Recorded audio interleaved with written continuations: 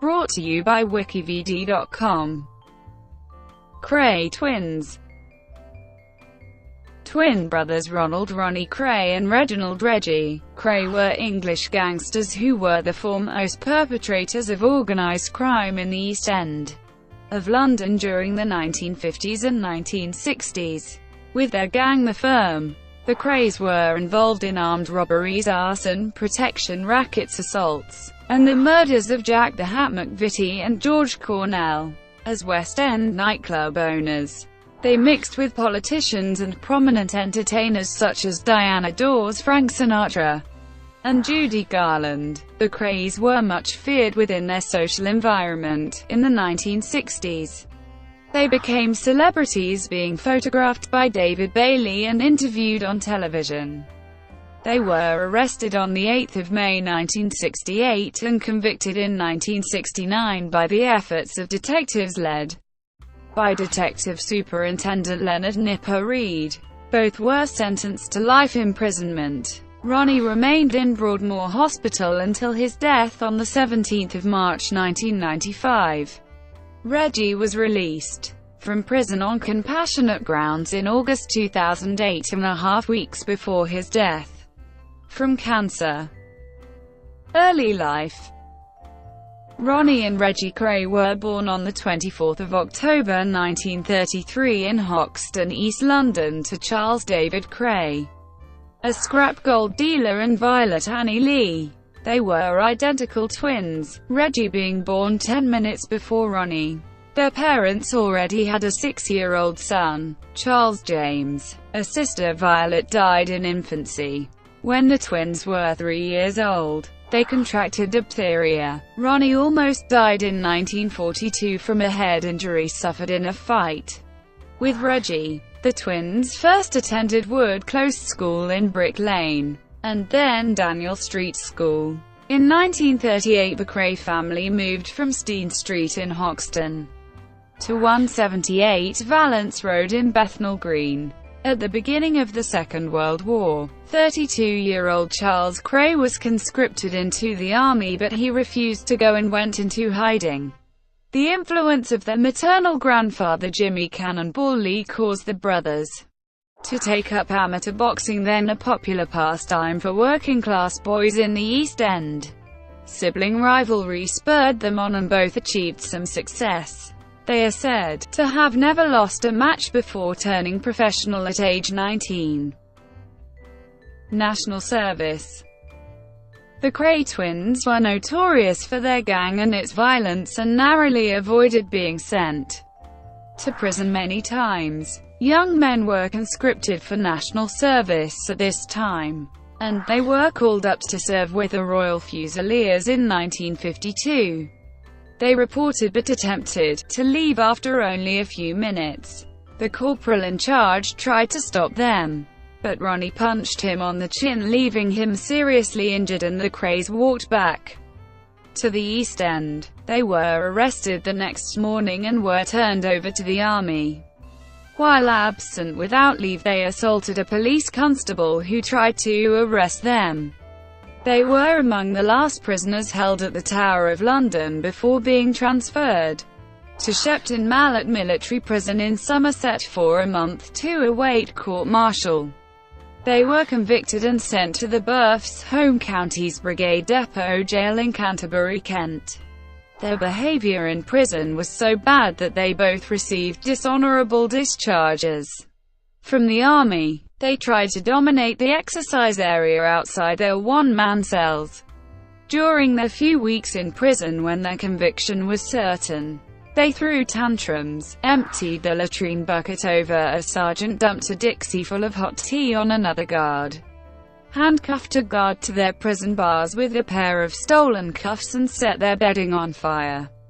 They were moved to a communal cell where they assaulted their guard with a china vase and escaped. They were quickly recaptured and awaited transfer to civilian authority. For crimes committed while at large, they spent the last night in Canterbury drinking cider, eating crisps, and smoking cigarillos, courtesy of the young national servicemen acting as their guards. Nightclub owners. Their criminal records and dishonorable discharges ended their boxing careers, and the brothers turned to crime full-time. They bought a run-down snooker club in Mile End, where they started several protection rackets. By the end of the 1950s, the Krays were working for J. Murray from Liverpool and were involved in hijacking, armed robbery and arson, through which they acquired other clubs and properties. In 1960, Ronnie Kray was imprisoned for 18 months for running a protection racket and related threats. While Ronnie was in prison, Peter Rackman, head of a violent landlord operation, gave Reggie a nightclub called Esmeralda's Barn on the Knightsbridge end of Wilton Place next to a bistro called Jones Kitchen. The location is where the Berkeley Hotel now stands. This increased the Krays' influence in the West End by making them celebrities as well as criminals. They were assisted by a banker named Alan Cooper who wanted protection against the Krays' rivals, the Richardsons, based in South London. Celebrity status. In the 1960s, they were widely seen as prosperous and charming celebrity nightclub owners, and were part of the swinging London scene.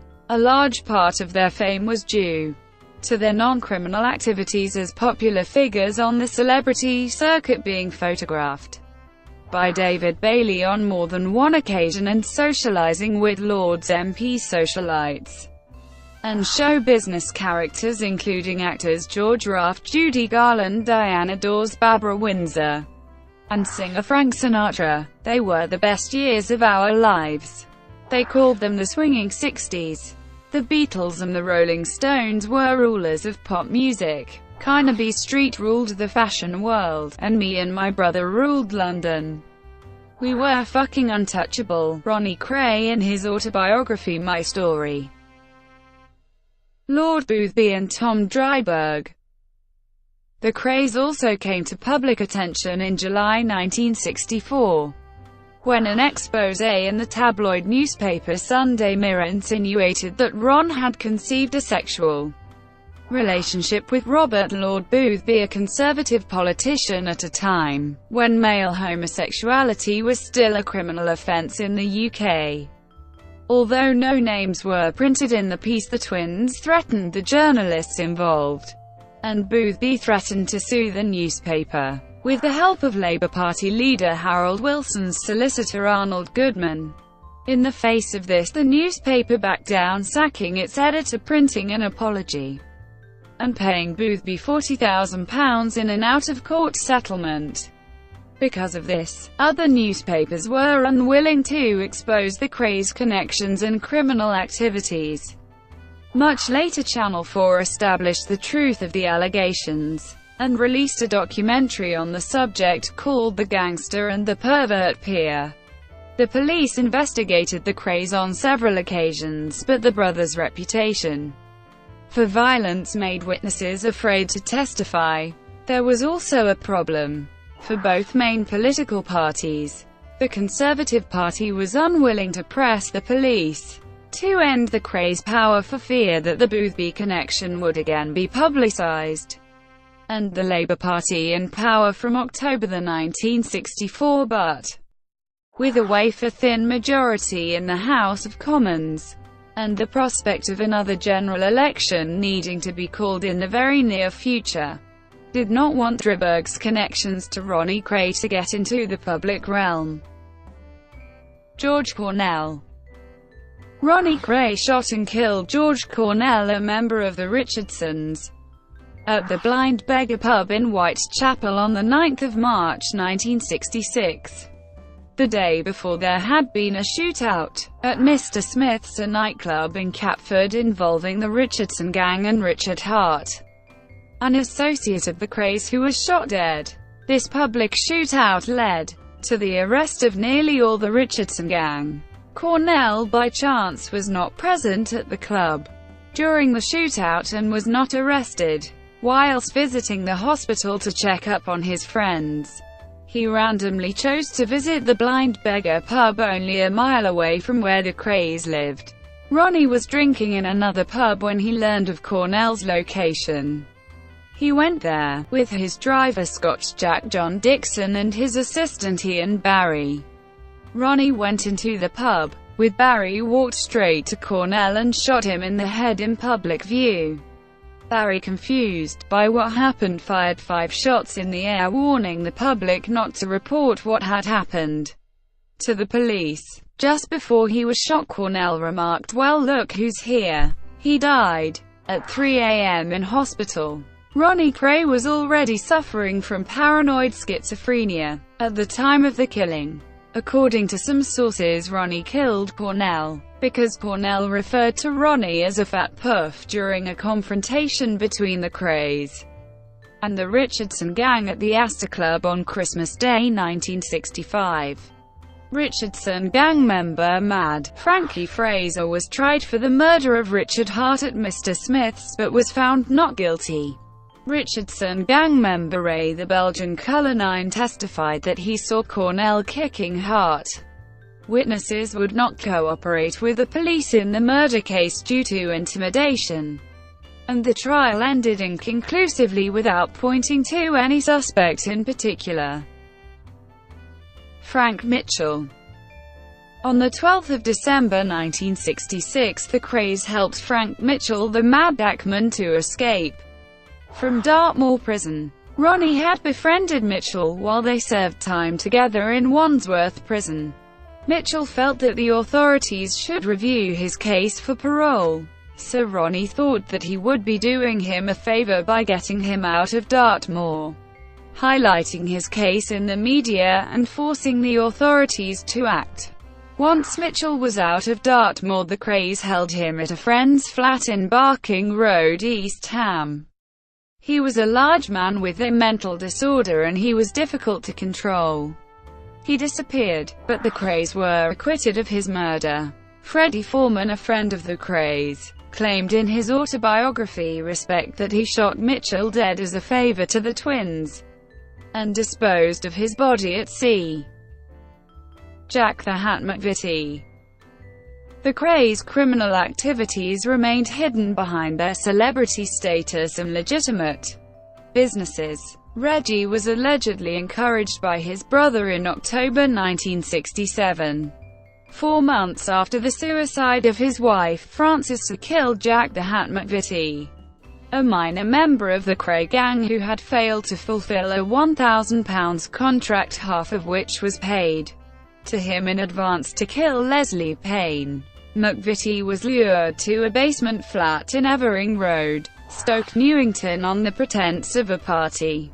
Upon entering, he saw Ronnie Kray seated in the front room. As Ronnie approached him, he let loose a barrage of verbal abuse and cut him below his eye with a piece of broken glass. It is believed that an argument then broke out between the twins and McVitie. As the argument got more heated, Reggie Kray pointed a handgun at McVitie's head and pulled the trigger twice, but the gun failed to discharge. McVitie was then held in a bear hug by the twins' cousin Ronnie Hart, and Reggie Kray was handed a carving knife. He stabbed McVitie in the face and stomach, driving the blade into his neck while twisting the knife, not stopping even as McVitie lay on the floor dying. Reggie had committed a very public murder against someone who many firm members felt did not deserve to die. In an interview in 2000, shortly after Reggie's death, Freddie Foreman revealed that McVitie had a reputation for leaving carnage behind him due to his habitual consumption of drugs and heavy drinking, and had in the past threatened to harm the twins and their family. Tony and Chris Lambrianou and Ronnie Bender helped clear up the mess and tried to dispose of the body. With the body being too big to fit in the boot of the car, the body was wrapped in an eiderdown and put in the back seat of a car. Tony Lambrianou drove the car with the body, and Chris Lambrianou and Bender followed behind. Crossing the Blackwall Tunnel, Chris lost Tony's car and spent up to 15 minutes looking around Rotherhithe area. They eventually found Tony outside St. Mary's Church, where he had run out of fuel, with McVitie's body still inside the car. With no alternative than to dump it in the churchyard, and attempt to plant a gang south of the River Thames. The body was left in the car, and the three gangsters returned home. Bender then went on to phone Charlie Kray, informing them that it had been dealt with. However, upon finding out where they had left McVitie's corpse, the twins were livid and desperately phoned Foreman, who was then running a pub in Southwark, to see if he could dispose of the body. With dawn breaking, Foreman found the car, broke into it, and drove the body to New Haven, where, with the help of a trawlerman, the body was bound with chicken wire and dumped in the English Channel. This event started turning many people against the Krays, and some were prepared to testify to Scotland Yard as to what had happened, fearing that what happened to McVitie could easily happen to them. Leonard Nipper Reid reopened his case against them. Arrest and trial. Inspector Leonard Nipper Reid of Scotland Yard was promoted to the murder squad, and his first assignment was to bring down the Kray twins. It was not his first involvement with them. During the first half of 1964, Reid had been investigating their activities, but publicity and official denials of Ron's relationship with Boothby made the evidence that he collected useless. Reid went after the twins with renewed activity in 1967, but frequently came up against the East End wall of silence, which discouraged anyone from providing information to the police. Nevertheless, by the end of 1967, Reid had built up enough evidence against the Krays. Witness statements incriminated them, as did other evidence, but none made a convincing case on any one charge. Early in 1968, the Krays employed Alan Bruce Cooper, who sent Paul Lv to Glasgow to buy explosives for a car bomb. Lv was the radio engineer who put Radio Such on the air in 1964, later renamed Radio City. After police detained him in Scotland, he confessed to being involved in 3 murder attempts. The evidence was weakened by Cooper, who claimed that he was an agent for the U.S. Treasury Department investigating links between the American Mafia and the Kray gang. The botched murders were his attempt to put the blame on the Krays. Cooper was being employed as a source by one of Red's superior officers, and Reid tried using him as a trap for the Krays, but they avoided him. Conviction and imprisonment. Eventually, a Scotland Yard conference decided to arrest the Krays on the evidence already collected, in the hope that other witnesses would be forthcoming once the Krays were in custody. On the 8th of May 1968, the Krays and 15 other members of their firm were arrested. Exceptional circumstances were put in place so as to stop any possible cooperation against any of the accused. Nipper Reid then secretly interviewed each of the defendants, and offered each firm member one chance to come onto the side of law and order. Whilst in prison, the Krays had come up with a plan which included Scotch Jack Dixon to confess to the murder of Cornell, Ronnie Hart to take the McVitie, and Albert Donahue to stand for Mitchell. Donahue told the twins directly that he wasn't prepared to be cajoled into pleading guilty to the anger of the twins. He then informed Red via his mother, who set up another interview in secret, and Donahue was the first to tell the police everything that he knew. Ronnie Hart had initially not been arrested, and was not a name initially sought after by the police. With Donahue's testimony, Hart was hunted down, found, and was arrested, offering the same terms as the others arrested. Hart then told Reid exactly everything that had happened during McVitie's murder, although he did not know anything about what happened to the body. This was the first time that the police knew exactly who was involved, and offered them a solid case to prosecute the twins for McVitie's murder. Although Reid knew for certain that Ronnie Kray had murdered George Cornell in the Blind Beggar pub, no one had been prepared to testify against the twins out of fear. Upon also finding out the twins intended To cajole him, Scotch Jack Dixon also turned in everything he knew about Cornell's murder. Although not a witness to the actual murder, he was an accessory, having driven Ronnie, Kray, Annie and Barry to the pub. The police still needed an actual witness to the murder. They then managed to track down the barmaid who was working in the pub at the time, gave her a secret identity, and she testified to seeing Ronnie killing Cornell. Frank Mitchell's escape and disappearance was much harder to obtain evidence for, since the majority of those arrested were not involved with his planned escape and disappearance. Reed decided to proceed with the case and have a separate trial for Mitchell once the twins had been convicted.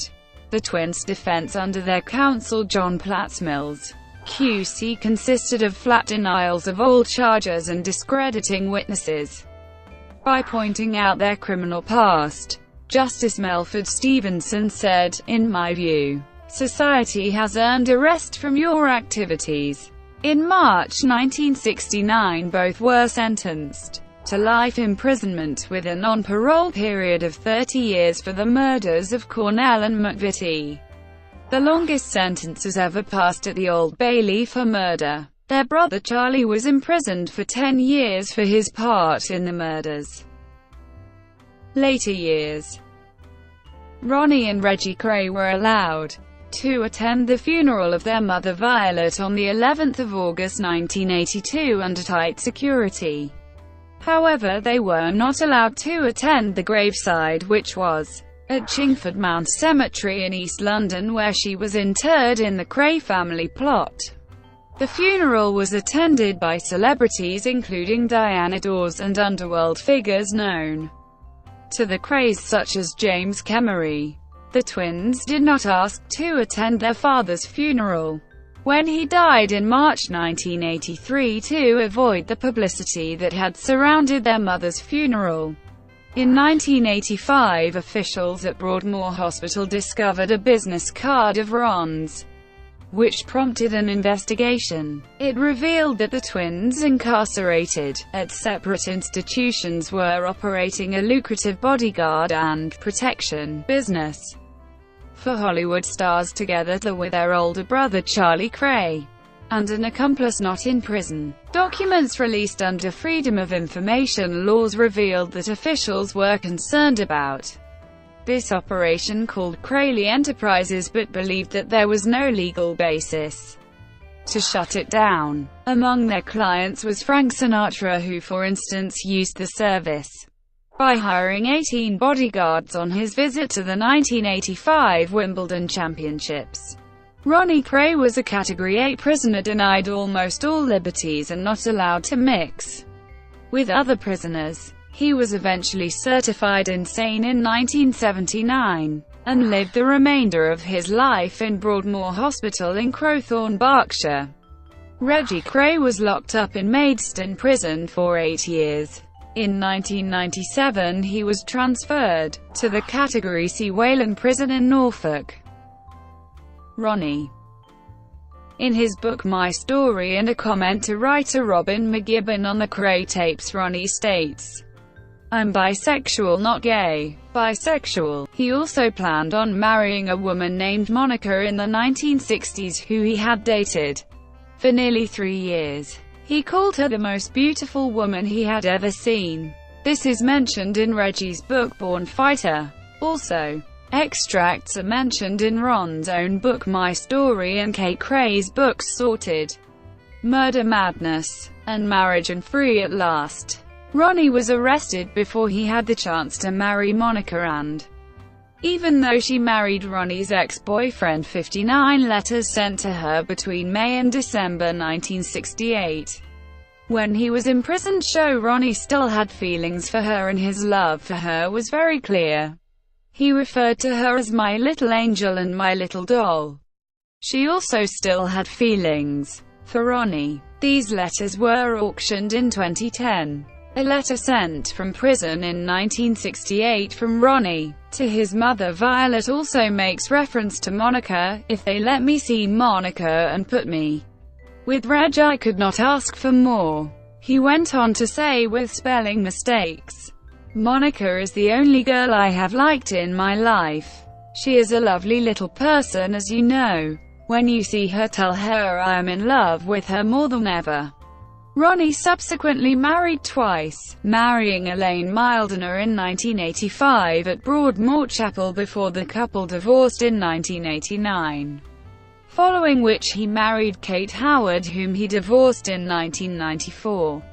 In an interview with author John Pearson, Ronnie indicated he identified with the 19th century soldier Gordon of Khartoum. "Gordon was like me, homosexual. And he met his death like a man. When it's time for me to go, I hope I do the same." Reggie. In 1997, Reggie married Roberta Jones, whom he met while still in prison. She was helping to publicize a film being made about Ronnie. Controversies. There was a long-running campaign with some minor celebrity support to have the twins released from prison, but successive Home Secretaries vetoed the idea, largely on the grounds that both Krays' prison records were marred by violence toward other inmates. The campaign gathered momentum after the release of a film based on their lives called The Krays. Produced by Ray Burdiss, it starred Spandau Ballet brothers Martin and Gary Kemp, who played the roles of Reggie and Ronnie respectively. Ronnie, Reggie, and Charlie Kray received £255,000 for the film. Reggie wrote, "I seem to have walked a double path most of my life. Perhaps an extra step in one of those directions might have seen me celebrated rather than notorious." Others point to Reggie's violent prison record when he was being detained separately from Ronnie and argue that in reality, the twins' temperaments were little different. Reggie's marriage to Frances Shea in 1965 lasted 8 months when she left. Although the marriage was never formally dissolved, an inquest came to the conclusion that she committed suicide, but in 2002 an ex-lover of Reggie, Krays, came forward to allege that Frances was actually murdered by a jealous Ronnie. Bradley Allardyce spent 3 years in Maidstone prison with Reggie and explained, "I was sitting in my cell with Reg, and it was one of those nights where we turned the lights down low and put some nice music on, and sometimes he would reminisce. He would get really deep and open up to me. He suddenly broke down and said, 'I'm going to tell you something I've only ever told 2 people and something I've carried around with me, something that had been a black hole since the day he found out.' He put his head on my shoulder and told me Ronnie killed Frances." He told Reggie what he had done 2 days after. A British television documentary, The Gangster and the Pervert Peer, showed that Ronnie Kray was a man-on-man rapist. The program also detailed his relationship with conservative peer Bob Boothby, as well as an ongoing Daily Mirror investigation into Lord Boothby's dealings with the Kray brothers. Deaths. Ronnie, still a patient in Broadmoor Hospital, died of a heart attack on the 17th of March 1995, at the age of 61 at Wexham Park Hospital in Slough, Berkshire. During his incarceration, Reggie became a born-again Christian. He was freed from Wayland on the 26th of August 2000 after serving more than the recommended 30 years that he was sentenced to in March 1969. He was 66, and was released on compassionate grounds for having inoperable bladder cancer. The final weeks of his life were spent with his wife Roberta, whom he had married while in Maidstone prison in July 1997 in a suite at the Townhouse Hotel at Norwich, having left the Norfolk and Norwich Hospital on the 22nd of September 2000. On the 1st of October 2000, Reggie died in his sleep. 10 days later, he was buried beside his brother Ronnie in Chingford Mount Cemetery. Older brother Charlie Kray was released from prison in 1975 after serving 7 years, but was sentenced again in 1997 for conspiracy to smuggle cocaine in an undercover drugs sting. He died in prison of natural causes on 4 April 2000, aged 73. Film. In addition to films explicitly about the twins, James Fox met Ronnie whilst the twins were held at home prison Brixton as part of his research for his role in the 1970 film Performance, and Richard Burton visited Ronnie at Broadmoor as part of his preparation for his role as a violent gangster in the 1971 film Villain. Brought to you by WikiVidi.com. Would you like to know more?